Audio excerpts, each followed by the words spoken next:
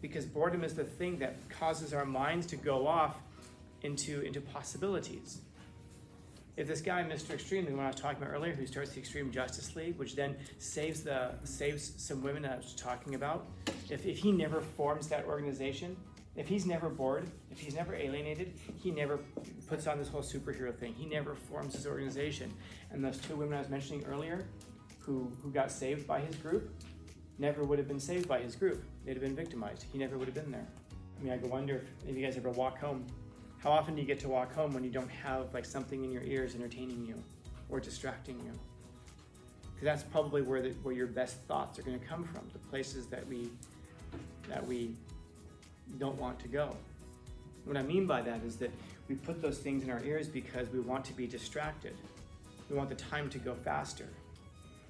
But what is it about, let's say some music that would entertain you? Or I guess, why is it that the music would entertain you, but your thoughts won't entertain you?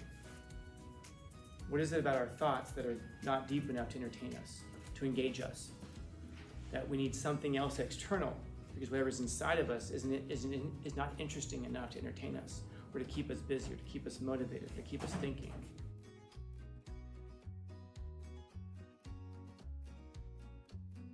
Like, why wouldn't you go be Iron Man? Is it possible? No, it's not possible. They even make it impossible. Don't they give him like a 300 IQ or something like that? They give him something that's never been reached before. And that's one of the hard things. So that's one of the hard things about the superheroes. Can any of you go out and be Superman tomorrow? No, it's an impossibility. It might be fun to think about. What would you do if you were Superman? What would you do if you were Iron Man? What would you do if you were fill in the blank of some superhero? There's only, by my estimation, one superhero you actually could be, in which case it makes it the only real superhero, which is Batman. Yeah, so what stops you from being Batman? By the way, this is a Rorschach test. This is a Rorschach test, because some people will say, because he's rich. Oh, but doesn't that make it so much harder for him to be Batman? If you were rich, what would you do? If you were worth billions, how many of you would say, if I was worth billions, man, I would lead an ascetic life where I would focus only on physical training and making my life and living a hard life, learning how to fight and going out and facing the worst of the worst, and putting my life in danger for people who actually hate me, don't even appreciate me, and at the end of all of it, nobody will ever even know it was me who did all this good stuff. How many of you sit there and say, if I had billions, that's what I would do? Or how many of you say, if I had billions, I would have a different McLaren for every day of the week. I would have 10 mansions.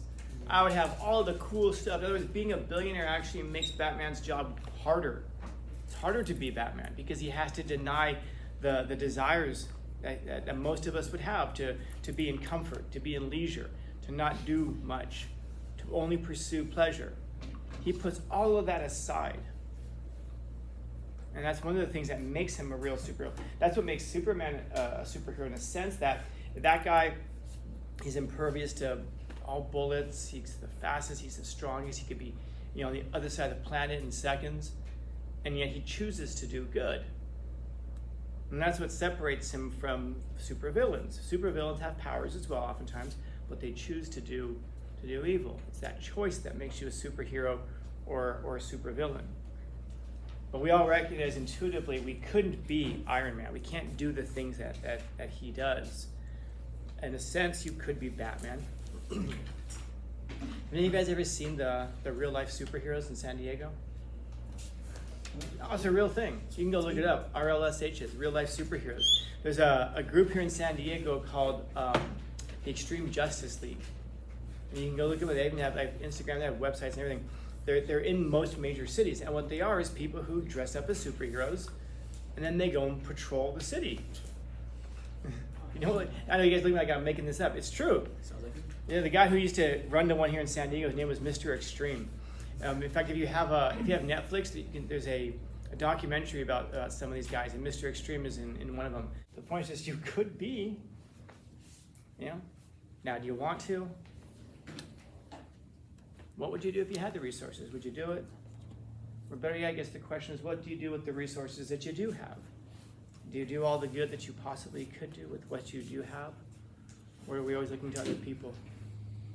And this is one of those things that gets your mind rolling and rolling and rolling when you're bored. And this is one of the reasons that boredom, as much as some people hate it, actually most people hate it, it's a really good thing for us. Because boredom is the thing that causes our minds to go off into possibilities. If this guy, Mr. Extreme, the one I was talking about earlier, who starts the Extreme Justice League, which then saves some women that I was talking about, if he never forms that organization, if he's never bored, if he's never alienated, he never puts on this whole superhero thing. He never forms his organization. And those two women I was mentioning earlier, who got saved by his group, never would have been saved by his group. They'd have been victimized. He never would have been there. You guys probably, I don't think you guys will remember this, but years ago there was a guy running around North Park, and he was attacking women. He was just beating them up. He wasn't even robbing them. All he was doing is women would be leaving clubs or whatever late at night. He would run up, punch them. That's it. He'd just beat them up and then run away. They couldn't find the dude. There were no videos because he was doing it like in alleys. Like there's places where they would say you shouldn't be walking. That's where he'd catch people. The guy was caught by this guy's organization. They were the ones who caught the guy. Who knows how many more people would have been victimized if his group hadn't been there. So I guess the question becomes, was it worth being ridiculed a bit, made fun of a bit, laughed at a little bit, to have saved whichever other victims would have come afterwards? But again, all of that only comes from being a little bit bored, not having much else to do. So you sit there and you're like, I don't know what to do. I mean, I don't know. Start thinking about things. And then you have to imagine what maybe you could do. What if I did this? What if I did that? You know, if you think about like an invention that you may have come up with that could have, made you a bunch of money or put you in a much better position in life that you never would have thought of if you weren't bored. And so boredom is not a bad thing if it's used for the right reasons. There's a type of boredom I wrote this down during first period. It's called ennui. It's a French word. And there's not really an English equivalent, but essentially it's a type of boredom that leads to despair. This is the bad boredom. This is a boredom that you're perpetually bored for a long period in your life, where you fall into a despair, a deep, dark depression, because you feel like there's no meaning and purpose in life. You're so bored you can't find something to unbore you. And all the things that you would normally turn to that would entertain you or excite you or make you passionate are not present in your life. And if you come across that, that's a dark place to be. We're not talking about that. We're talking about just the absence of something. Like I wonder if you guys ever walk home. How often do you get to walk home when you don't have like something in your ears entertaining you or distracting you? Because that's probably where your best thoughts are going to come from, the places that we don't want to go. What I mean by that is that we put those things in our ears because we want to be distracted. We want the time to go faster. But what is it about, let's say some music that would entertain you? Or I guess why is it that the music would entertain you, but your thoughts won't entertain you? What is it about our thoughts that are not deep enough to entertain us, to engage us? That we need something else external, because whatever's inside of us is not interesting enough to entertain us, or to keep us busy, or to keep us motivated, to keep us thinking. And that's something that just wouldn't occur to most of us because we're so used to having that distraction. I was thinking earlier that, I think it was yesterday.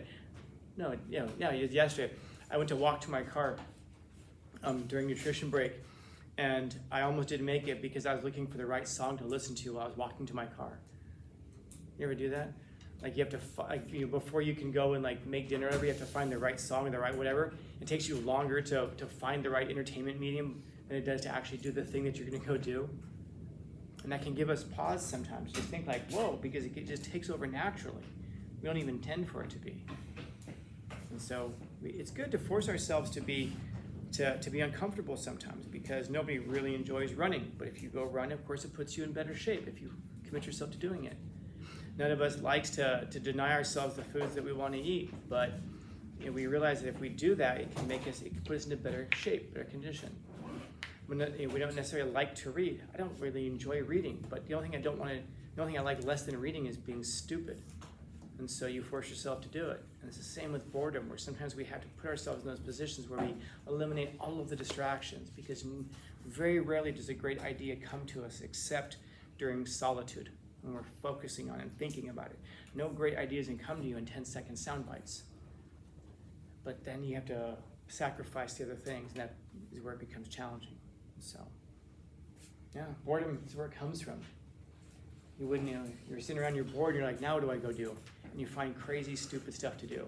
And that crazy, stupid stuff to do becomes the experiences that form the funny stories of your life, or the interesting experiences of your life. Questions, comments, concerns, complaints, criticisms, critiques? Neat.